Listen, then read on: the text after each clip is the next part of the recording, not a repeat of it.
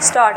Mr. Vice Chairman, sir, at the outset, I must express my thanks to the honorable members on both sides of the House who have participated in the discussion on the 6th five-year plan document. Honorable members will very kindly appreciate that within the short time at my disposal, it will not be possible for me to clarify all the points which they have raised during the course of the discussion. I am going to confine any remarks to certain important aspects of the discussion, though I have taken note of almost all the points which honorable members made during the course of the discussion. At the outset, I must also say that one of the honorable members was pleased to ask what is the purpose of having this kind of a discussion 1.5 years or almost 2 years after the plan has started.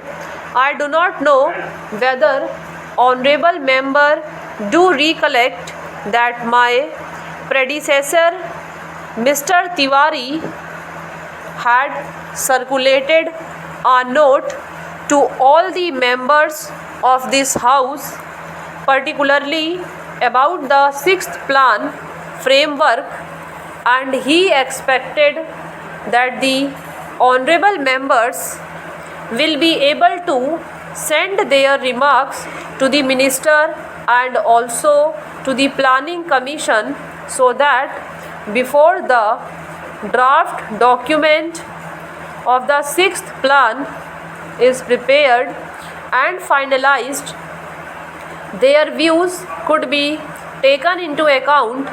How many members sent this kind of information is a matter which I will have to inquire into, but that exercise was gone into, and now the plan was finalized in February 1981, and thereafter we have taken the earliest possible opportunity to see that the plan is discussed in both the houses.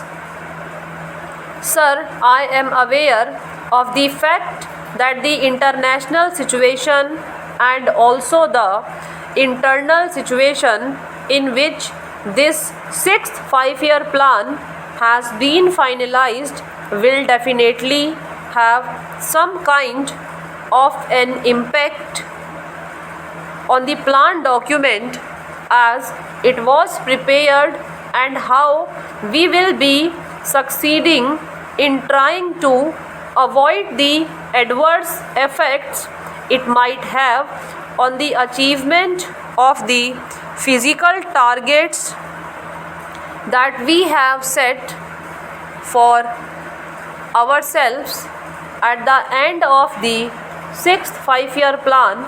Sir, there are 3 points which were mentioned by all the honorable members. The first was that the plan was prepared with 1979-80 as the base year, and thereafter there has been a price rise of a considerable order. Sir, the first thing which I would like to clarify is about the inflationary trend which has set in.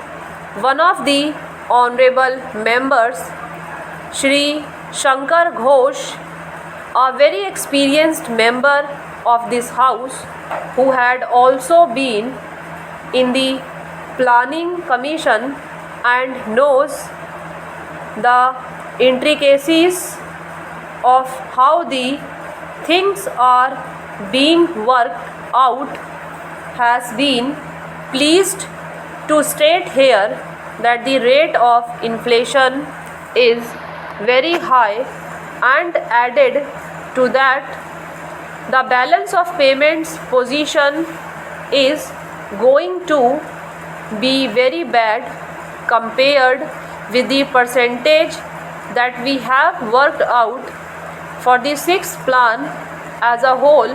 For imports, for the first year, the import bill has risen very high. Then how is the assumption going to be correct? That is the point, and a very valid point which he raised during the course of the discussion. Sir, he also mentioned about the Honorable Finance Minister making his speech at Kanpur, wherein he seems to have made a reference that a little inflationary trend is a kind of stimulant to the economy. Sir, the inflationary trends we cannot view in isolation. Honorable Shri Shankar Ghosh will definitely agree with us that there are two factors which will have to be taken into account. The first factor is the international situation, which is now obtaining. Secondly, whether we like it or not, we have to import the oil products. If they are to be imported, can we take a serious view of the situation? That is a thing which I am sure most of the honorable members there will be able to appreciate.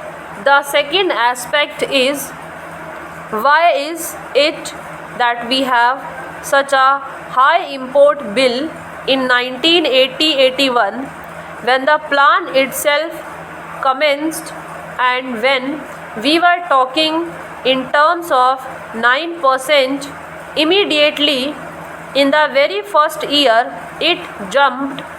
I am sure that most of the honorable members are aware of the fact that it is on account of the kind of legacy that this government got. I would not like to dilate on that issue, but the fact of the matter is that the agricultural production had gone down. Even in the industrial sector, there was a decline of 1.4%.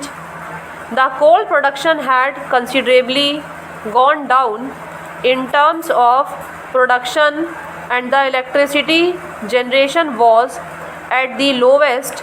If we had to make a beginning, which in fact is within the control of the government of India, with these infrastructural facilities which will have to be provided both